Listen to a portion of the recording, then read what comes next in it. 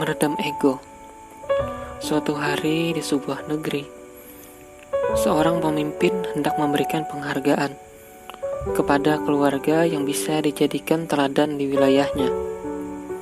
Karena itu, ia mengutus pejabatnya untuk mencari siapa-siapa saja keluarga yang layak mendapatkan penghargaan tersebut.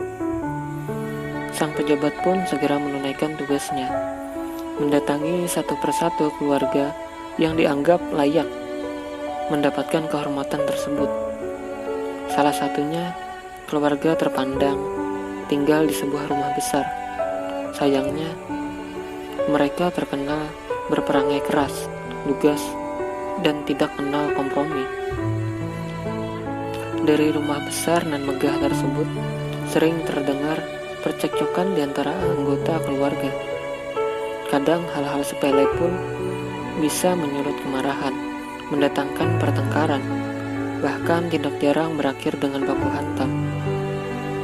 Saat si pejabat masuk ke rumah dan belum lama duduk, dari dalam rumah tiba-tiba terdengar suara "Prang!".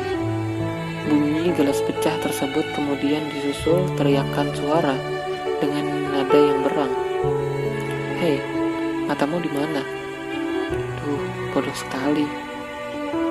Gelas diam begitu, main disenggol saja." Teriakan balasan pun segera bersambut. "Siapa suruh taruh gelas sembarangan di situ? Kalau gelasnya tidak ditaruh di situ, pasti tidak akan tersenggol. Dasar tidak punya otak." Begitu seterusnya. Satu sama lain saling menyalahkan dengan nada tinggi, tanpa ampun, dan masing-masing mau menangnya sendiri. Mendengar kata-kata kasar dan makian di balik ruang tamu, si pejabat pun segera berpamitan dengan tuan rumah.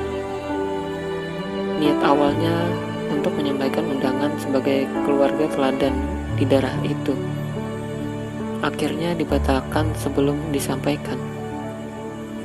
Sambil menggelengkan kepala dan menghela napas panjang, si pejabat melanjutkan untuk mengunjungi sebuah rumah besar lainnya yang berada tak jauh dari situ.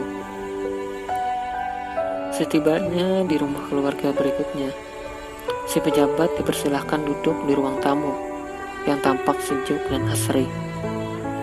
Dari tempat duduknya, terlihat seorang pemuda sedang mengepel lantai dengan tekun. Saat melihat ada tamu datang, segera dihentikan kegiatannya. Ia menghampiri sejenak dan dengan ramah menyapa si pejabat. Dari arah yang berlawanan, tiba-tiba seorang pemuda yang lain melintas dengan cepat sambil melihat buku yang sedang dibacanya. Tentu, ia tidak melihat lantai yang masih basah. "Brak!" Suara keras disusul suara mengaduh pun terdengar.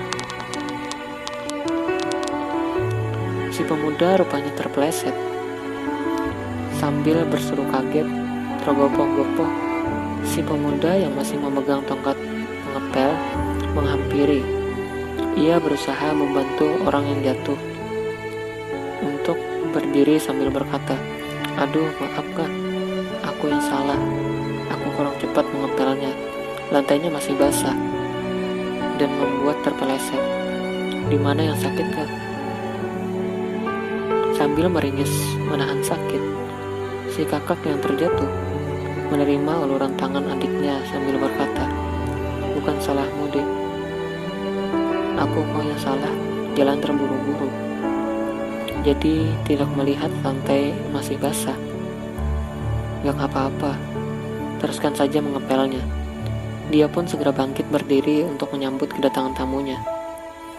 Menyaksikan peristiwa di hari yang sama di dua keluarga yang berbeda, si pejabat mengerti mengapa keluarga yang sedang dikunjunginya itu begitu disanjung oleh orang-orang di sekitar sana. Rukun, santun, kompak, dan saling menyayangi satu sama lain. Entah siapa yang salah, satu sama lain saling mendahului untuk meminta maaf. Tidak berusaha mencari kesalahan yang lain dan membenarkan dirinya sendiri. Sungguh mengagumkan.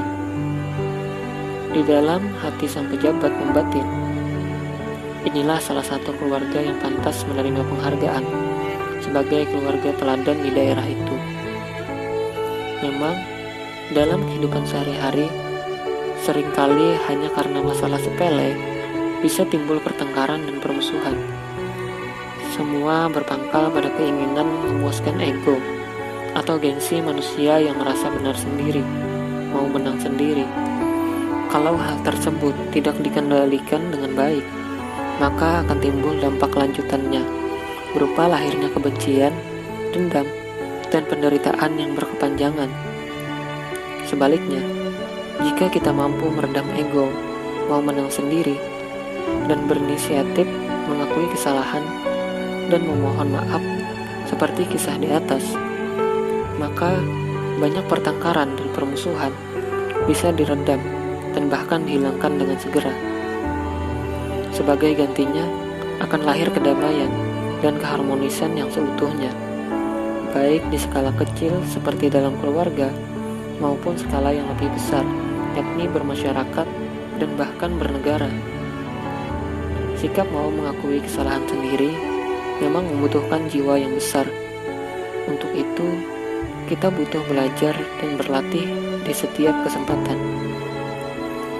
Mengakui kesalahan, mau meminta maaf dengan tulus, dan berjanji tidak akan mengulanginya adalah jiwa kesatria yang tinggi nilainya di mata Tuhan.